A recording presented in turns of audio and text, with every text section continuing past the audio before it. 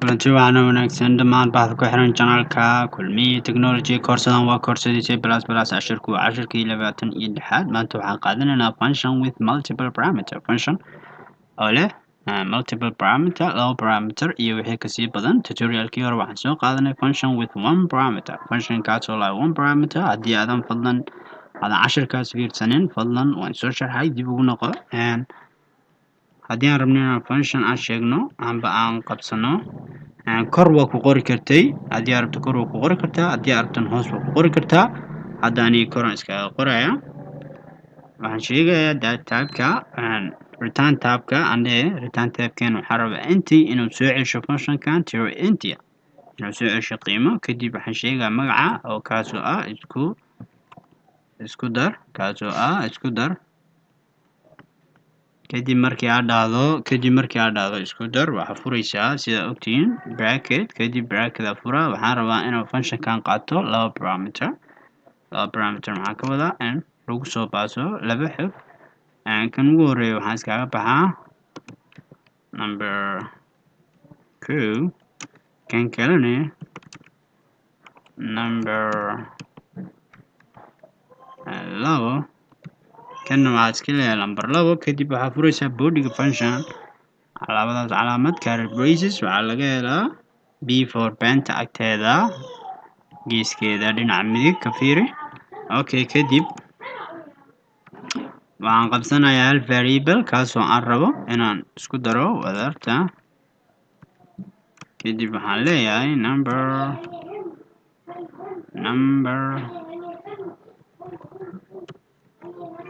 2 oo lagu daray number 2 kadib waxaan leeyahay return kaasoo ah soo celi wadarta waxaan soo celinayaa wadarta okay bal haddii aan hadda koodkeena aan gareeyo waxaan la soo bandhigayo sidaad hor u soo barateen maxaa yeelay markasta markii oo koodkeena bilaabanayo waxaa laga bilaabaa main function si aad ujeediin si functionkan oo u shaqeeyo waxaan u baahannahay inaan wacno si aan u wacno waxaad sheegaysaa magaca functionka sidaa hor u soo barateen kadibna waxaa ku qabanaysaa semicolon balse functionkan waxaa macnaha nooga baahan yahay inaan ku shubno laba qiimahaas oo data type-kooda nuucooda uu yahay integer character haddii aan inta gelsho qaladaa ka imaanaya haddii aan string gelsho qaladaa ka imaanaya keliya waxaa loo ogolyahay tiro nadiifa integer maxay intidan waxaa loo soo gaabiyay integer inta maxaa laga sugayaa laba tiro oo integer inaan ku baaso haddii aan dhahdo 200 kadibna aan dhaho 400 wadarta waa meeqa si aad ujeedin hadda wadarta waa meeqa waa 600 haddii aan rabo hadda variable kale waan qabsan karaa haddii aan rabana waa dhihi karaa soo bandhig intaan waa dhihi karaa kadibna sadar cusub oo ku daba qaban karaa haddii aad la yaaban tahay anigaa sharxayo sababta saan loo dhihi karo sidaa ujeediin wuxuu soo saaray waxay aan filanayn bal haddii aan hadda sharxo marka ugu horeyso koodkeena marka uu rangaroowayo wuxuu ka bilaabdaa mainka sidaa darteed waxaa leeyahay soo bandhig intuu arkaa kanuu ah soo bandhig okay maxaa soo bandhiga leh functionkan soo bandhig si functionkan loo soo bandhigo koodkeeni uu boodaa waxaa la aadaa functionkan meeshii lagu soo qoray waxaa lagu soo qoray intuu imaanaa labadan tira la soo qaadaa kanuu 200 ah iyo kanuu 400 ah numberkana waxaa lagu shubaa 200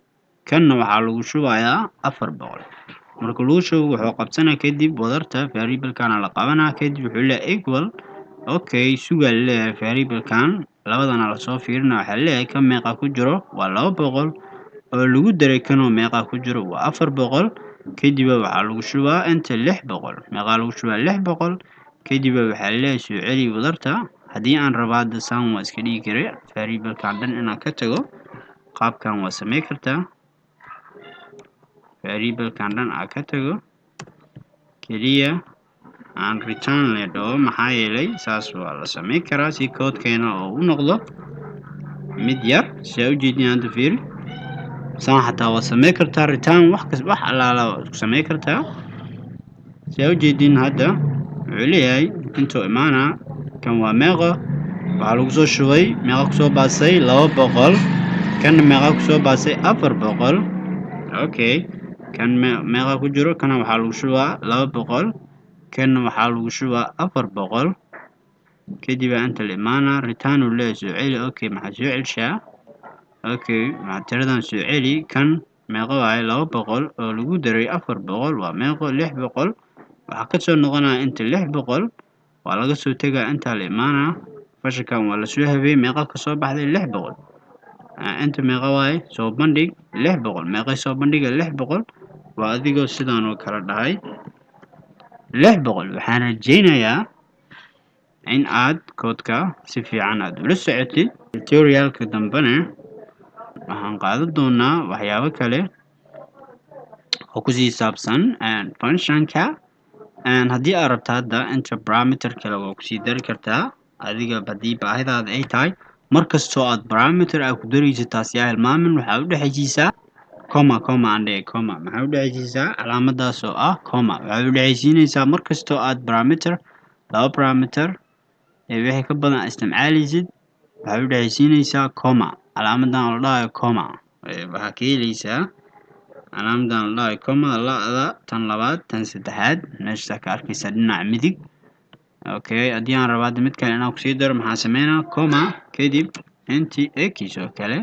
si u jeediin qaabkaasaa sameynaysaa fadlan haddii aadan iska adkaynin videoga si fiican ma fahmaysid video ku cesho muddo gaarayso